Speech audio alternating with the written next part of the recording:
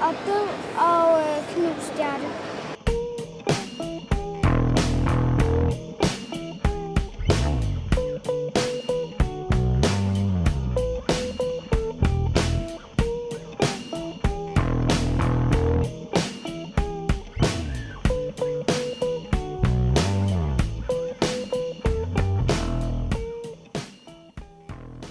Jeg har valgt en tegning, som er lavet af Mie, som viser hende og hendes familie, og hendes lillesøster, som desværre nu befinder sig oppe i himlen.